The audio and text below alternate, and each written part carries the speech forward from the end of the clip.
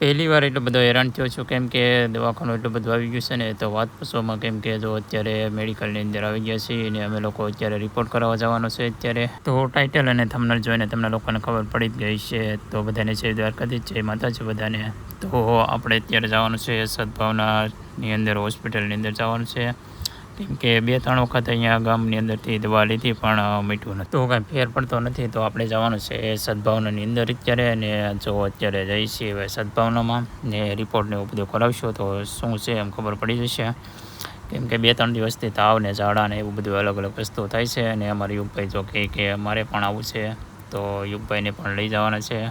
તો અમારા અહીંથી થાય છે 10 કિલોમીટર, તો સદભાવના હોસ્પિટલમાં જવાનું છે.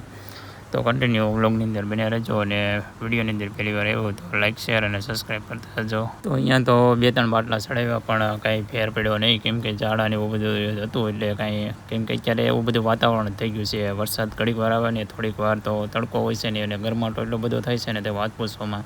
તો અત્યારે બધે ઘણા ખરા માંદા જ હોય છે. તો રિપોર્ટ કરાવી નાખીએ તો આપણને ખબર પડી જાય કે કયો તાવ આવ્યો છે એમ. એટલે ચોમાસામાં તો કેમ કે મચ્છરના કારણે ઘણો બધો તો બધું હોય છે, કેમ કે ચોમાસામાં ઘણી જગ્યાએ પાણી ભરાયેલું હોય એટલે મચ્છર તો થવાના જ છે. એટલે આવી રીતના બધા ડેન્ગ્યુના તેને અલગ અલગ રોગ થાય છે.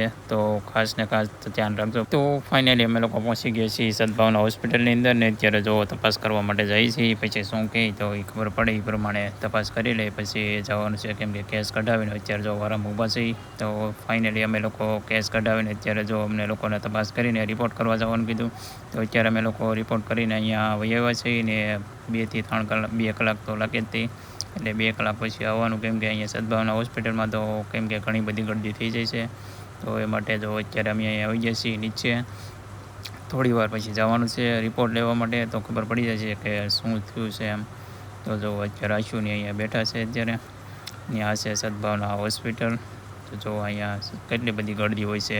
ત્યાં ફાઇનલી અમારો રિપોર્ટ આવી ગયો છે, અને અત્યારે જો ટાઇફોઇડ તાવ આવી ગયો છે એમ કહે છે. તો ટાઇફોઇડ આવી ગયો છે રિપોર્ટની અંદર, ને લોહી તો રેડી છે બધું અલગ અલગ, તો એ બધું તો રેડી છે. પણ ટાઇફોઇડ છે કે 150ની આજુબાજુ એવું કંઈક છે. અને હવે પાછું જવાનું છે ડૉક્ટર પાસે, અને જો અત્યારે વારામાં ઊભા રહી ગયા ને તપાસ કરીને પછી ડૉક્ટર એ પ્રમાણે દવા આપે ને પછી અમને લઈને નીકળવાનું છે ઘર તરફ.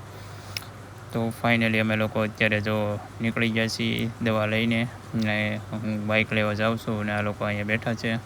ને પછી અમારે જવાનું છે હવે ઘર તરફ. તો વિડીયોની અંદર પહેલી વાર આવ્યો તો સબસ્ક્રાઈબ કરતા રહેજો.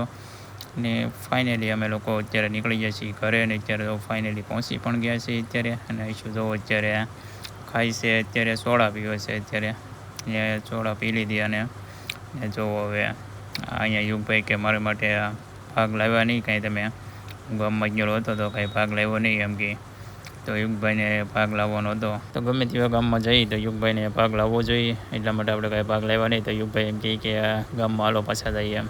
તો હવે પાછું આપણે ગામમાં જવું પડશે ને ભાગ લાવવો પડશે યુગભાઈ માટે. એટલા માટે જો હવે આપણે જવું છે ગામમાં.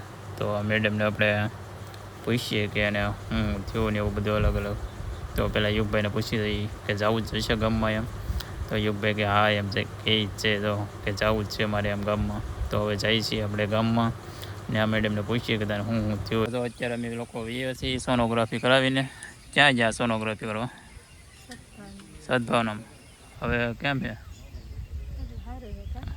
હું છું તને એમની તાવ આવ્યો એમ કીધું, ટાઈફોઇડ. તો આને ટાઈફોઇડ થઈ ગયો છે, અને 4-5 દિવસ થયા છે. અને સદભાવનામાંથી અત્યારે વેવા અમે લોકો, ને ખાવાનું કીધું બધું હળવો ખોરાક કા. હવે અમે યુગભાઈને જવું છે ગામમાં. હા, તો આરામ કરવા મળું જાવ યુગભાઈ. હવે ગામમાં જવું ને આપણે. હું ભાગ લેવાનો આઈસ્ક્રીમ. તો અમે લોકો અત્યારે આવ્યા છીએ ને યુગભાઈ હારું બદામ શેક લેવા. ને તો યુગભાઈ કહે કે બદામ શેક પીતા પીતા ગ્લાસ મુકાઈ ગયો ને પડી ગયો નીચે. તો હવે એને ગામમાં જવું છે આઈસ્ક્રીમ લેવા કા. જવું ને હે. તો અમારે યુગભાઈ આવ્યા નહોતા અરે, કેમ કે એને મૂકતા જતા આતા ને ઘરે કા. રમતો હો ને તો કવરાવતો નહોતો. તો પાછા જઈ ગામમાં અમે લોકો, હું ને યુગભાઈ બે.